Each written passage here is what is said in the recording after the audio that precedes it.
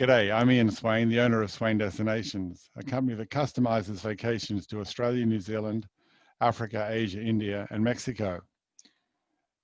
So welcome to another edition of G'day with Ian Swain.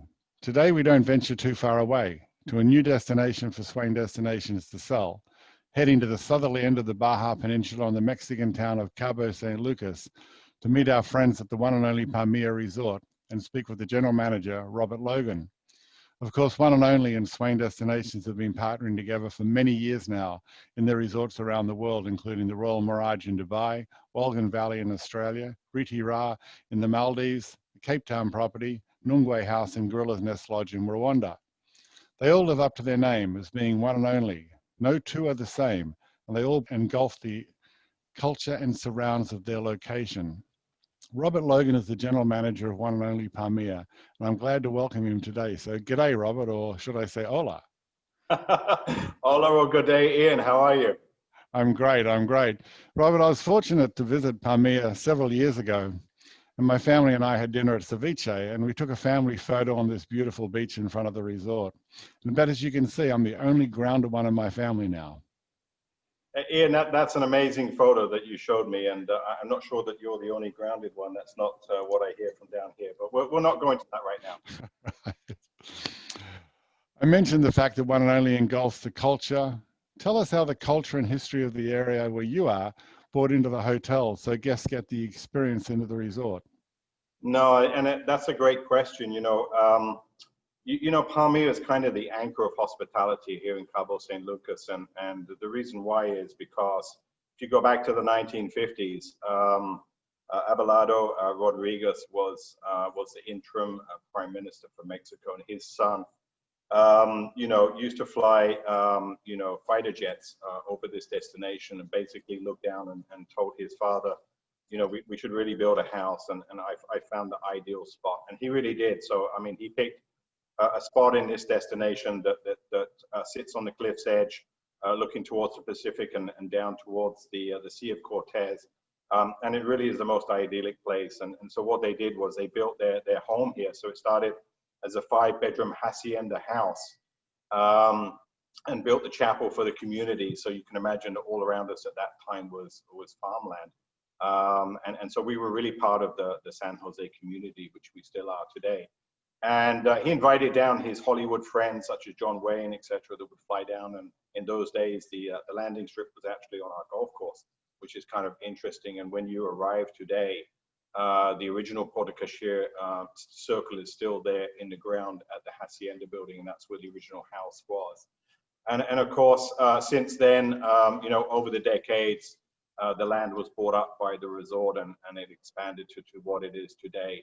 And I think because of that history, Palmilla is a very special place, and that's where a lot of the culture really comes from. And not to mention other hotels in other brands, but closer to not where you are in the States, but back home in Australia is Raffles Hotel in Singapore, and that's ideally one of those hotels. You can pick out a handful of hotels in the world that really, when you step at them, there's something unique about the way that they've evolved over the decades, and that's Palmilla. Palmilla today, when you step onto it, almost has a life of its own. The property culture of the people here is so intertwined with our guests, and the reason for that is because a lot of our colleagues that work here today, and we have a huge brigade. We're the largest employer close to San Jose.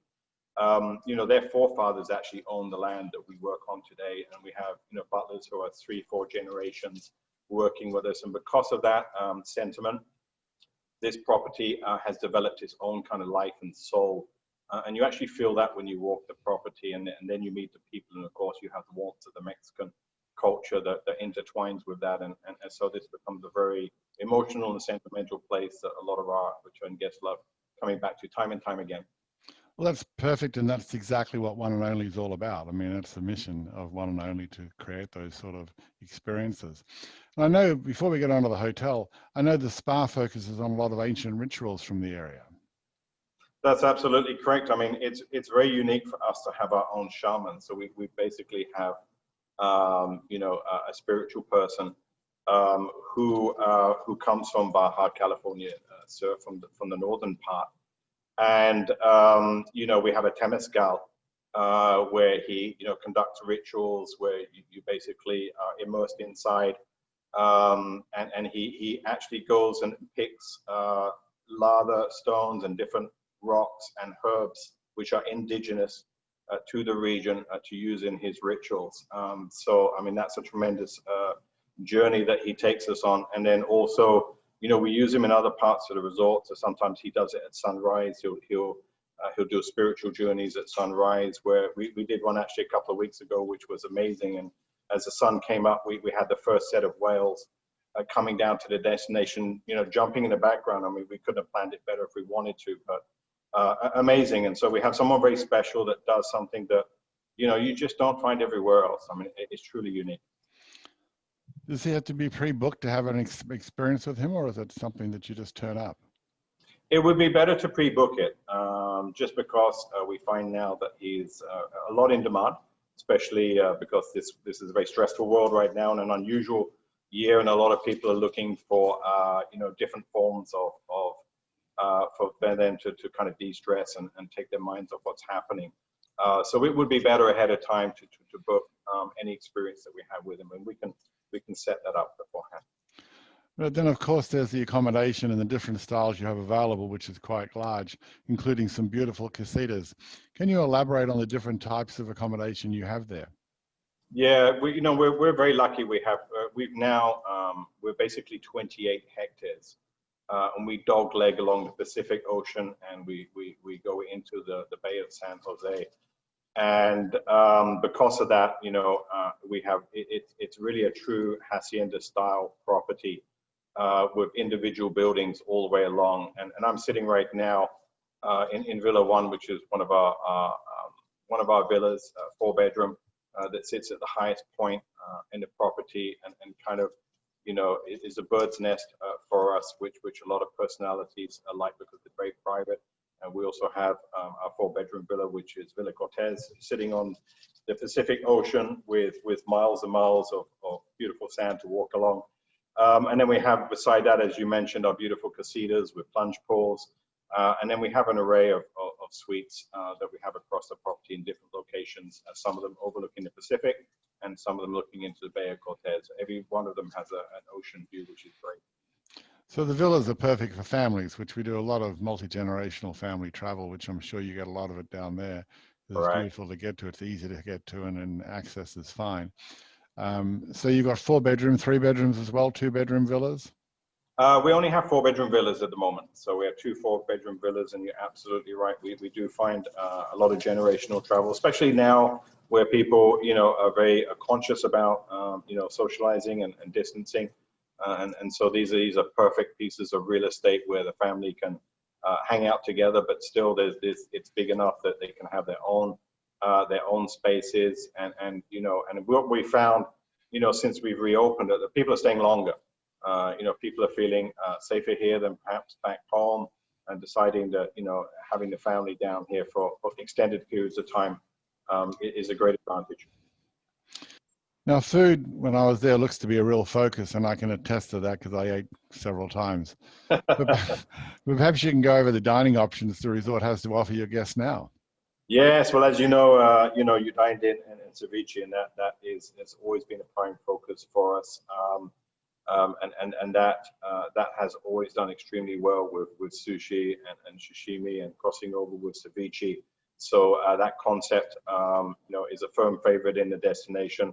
And right next door, and part of it is, of course, John George's Seared Restaurant, our steakhouse. And we have John George that comes down, you know, a couple of times a year, you know, conducting cooking classes, engaging with our guests. And so we're honored to have him. And, you know, that restaurant, again, is a firm favorite and a destination here in Cabo. And then we have Agua, and Agua overlooks the, you know, it's a restaurant which overlooks the Bay of San Jose. You could be sitting on the Mediterranean. It's absolutely beautiful. We have, you know, sunset tables that you can sit at, and you know, it takes the best of the ocean of the Sea of Cortez. So we have fresh seafood, almost Mediterranean style, and we infuse it with Mexican spices and herbs.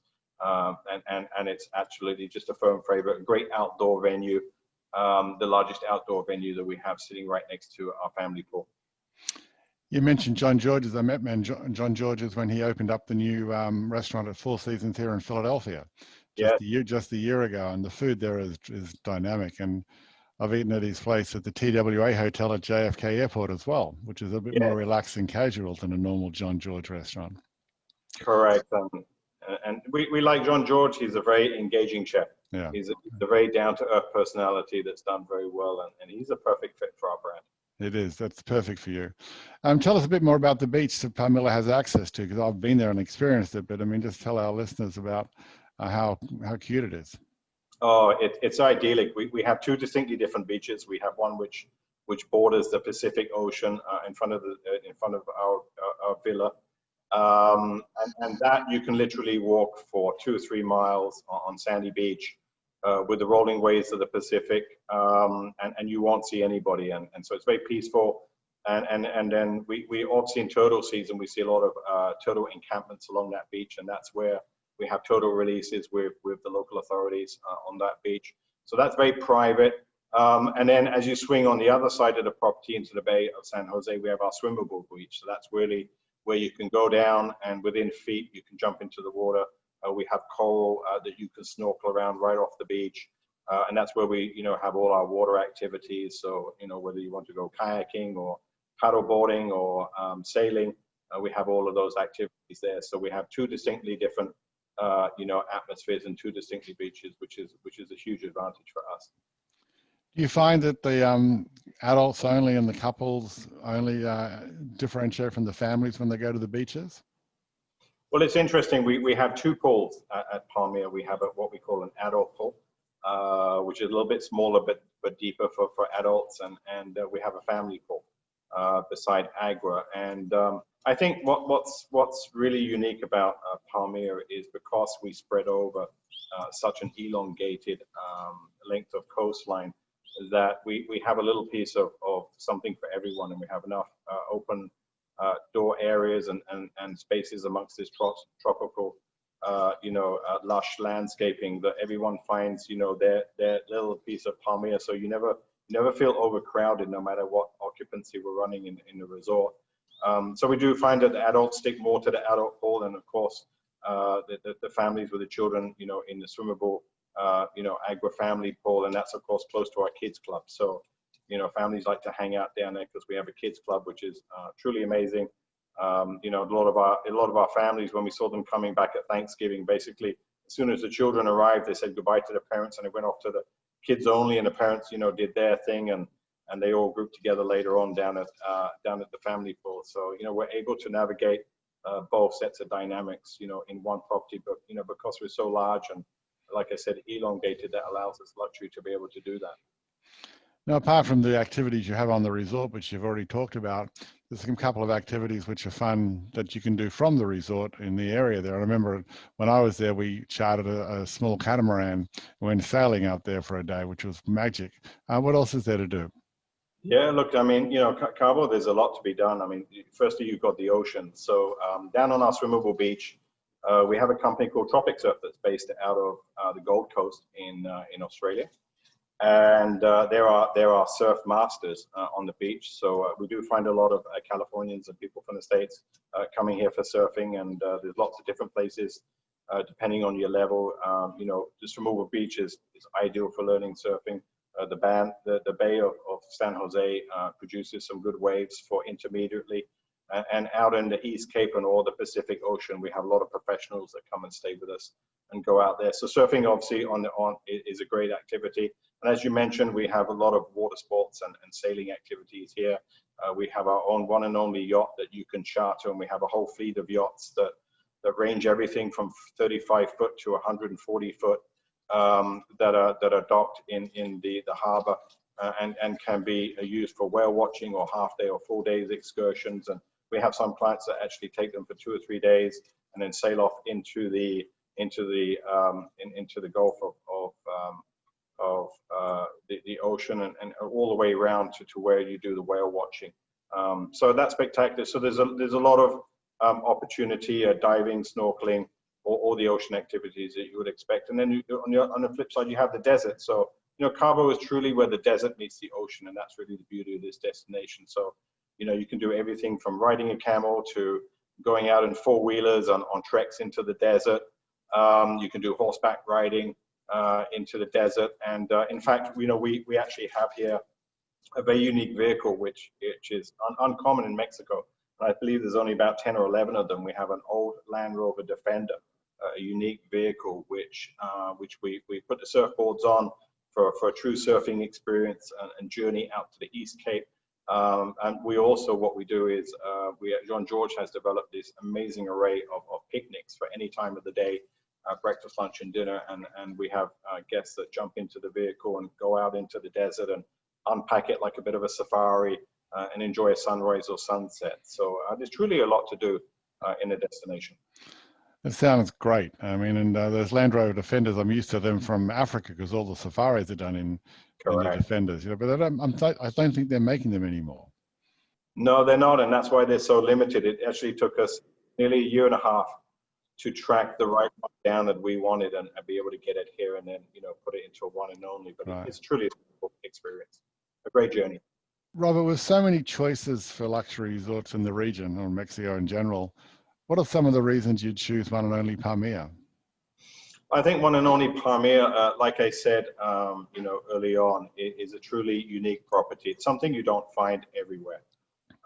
Just the sheer history, the sheer, coming down into a gated community of Palmilla, a desert landscape, but we're lush, tropical, a resort, hacienda style, immersed in the history of the destination. I think, we're truly something unique, and it's not something you find everywhere. And I think when you come to or go to a destination, you like to immerse yourself in something, that's different and cultural and really a sense of place. And that's what Palmilla is. And then you engulf that with all the experiences that we have, the dining options, that we do, and all the journeys and programs that we provide. And it really becomes a very special experience. And that's why we have such a high repeat number of guests, and so many people just book every year. They book the same dates. They want to come back and stay with us because we become family to them. So they very much Palmilla is a home from home. So it's truly unique. That's great. And being such a large resort, did you have to make a lot of changes due to COVID for the protocols that exist? Yeah, I think COVID-19 has challenged everybody in the world, right? And nobody has been able to escape that. So we basically put a lot of protocols in place to ensure that from the moment you arrive at the airport, from the sanitization of your luggage to how we have our drivers masked and gloved in the cars, the protocols that we display on the screens. We do temperature test everyone arriving, and they feel good about that. And we have touch points all across the property where we ensure that, if you need hand sanitizer or something, you have it. But we're very lucky because there's so much open spaces that, people can be in their own open spaces, obviously without a mask, which is great. And that's really what they want. But of course, we have certain protocols when you enter restaurants and in the spa that helps, just to segregate the crowd and also ensure everyone's safety. And I think at this time, looking back on a lot of guest comments that we've had since we've relaunched, everybody feels safer with us than they actually do, back home. And I think that's a true testament to how we've handled it. So, we try to do it in a very amicable way that everybody feels comfortable.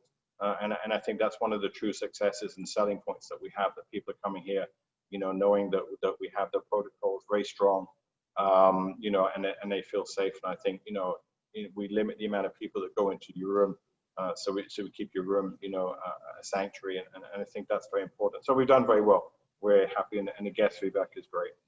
That's great. During these podcasts, we've been sharing feel-good stories from each partner we've spoken to about the local community and how it's come together during the lockdown period that you had earlier this year. Yeah. Please share a story of how the community have come together to support one another throughout this time at Palmilla. Yeah, look, I mean, it's a difficult time.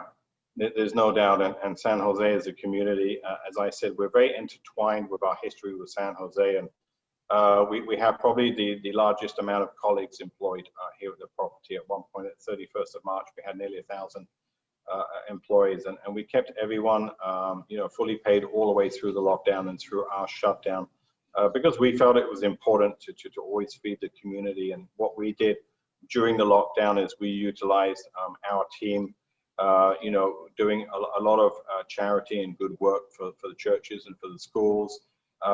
Everything that we had in our stocks, which was not necessary anymore for guests, we donated. We went down and did cooking at the churches. And so I think that's important, because when everyone, is in an uncomfortable position, as we were, the community feels it. And so we always supported the community that way. And then in return, as we now open our doors, everyone's back to work, and the community is supporting us. So it's a great win-win situation. That's a wonderful, wonderful story.